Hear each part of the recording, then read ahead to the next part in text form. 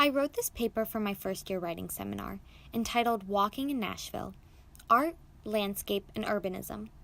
In this class, I learned that walking not only is both an evolutionary feat and a way of transportation, but also can be a spiritual act, a mode of resistance, and an artistic medium.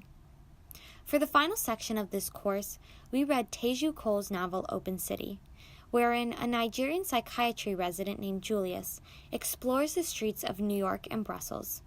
As he does so, his surroundings spontaneously spark internal discussions of social hierarchies, urban development, global political affairs, and my personal favorite, art.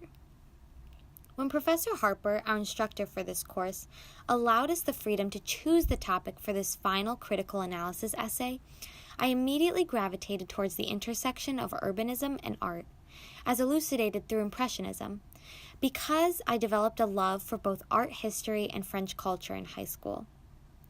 Yet despite my passion for this general essay topic, the writing process was by no means simple or easy. In the first draft of my paper, my argument attempted to relate and reconcile too many concepts, and inevitably made some bold, incorrect claims. For example, I originally interpreted a flâneur as a personification of Impressionism. Professor Harper helped me to realize, though, that Impressionism formally concerns light and perception, whereas Flânerie represents a type of walking.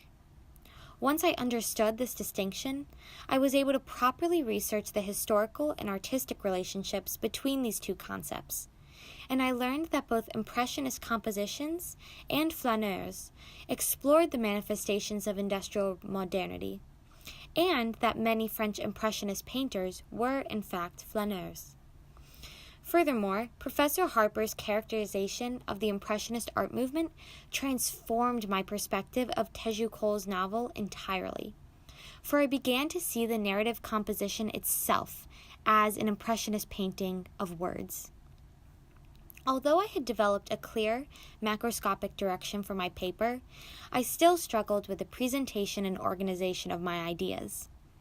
During in-class peer reviews of our drafts, it became apparent to me that my paragraphs had devolved into long, winding discussions that failed to interrelate well. While I recognized these flaws, I felt unsure as to how I should solve them and move forward, and my writing became paralyzed. However, thanks to Professor Harper's recommendation, I made an appointment at the writing studio and soon met with Mia Dillon. After I read the incomplete draft of my paper aloud to Mia, we engaged in an interactive conversation that ultimately revealed and solidified 3 topics that I wanted to investigate within my essay: Impressionism, photography, and Flânerie. Our conversation uncovered not only a clear structure for my body paragraphs, but also the ways in which these topics connected both to the novel and to each other. Furthermore, Mia offered valuable guidance regarding the organization of my introduction paragraph.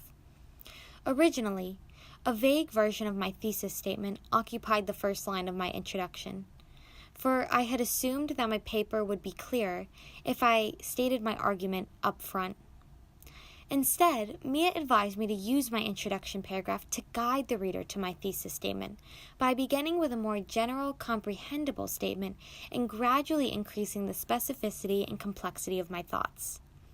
Upon implementing her suggestions, I perceived a newfound flow and progression in my paper that facilitated a much easier read.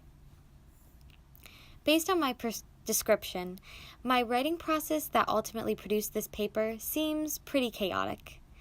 Yet as I reflect on my general transition from high school to college, I realize that I have been endowed with much greater scholastic freedom and have struggled with how to manage and subsequently capitalize on it. Nevertheless, my professors, the library specialists, and the writing studio have helped me to tackle these new challenges in writing through piecemeal steps. As I wrote and rewrote this paper, I began to reconceptualize the essay as a gradual progression, wherein the introduction paragraph represents the tip of an iceberg that foreshadows the greater in-depth analysis within the body paragraphs below it.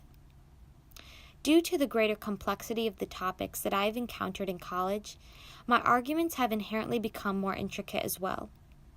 As a result, I now believe that I must approach and frame my essay as a steady climb in order to encourage the reader to follow my intellectual journey.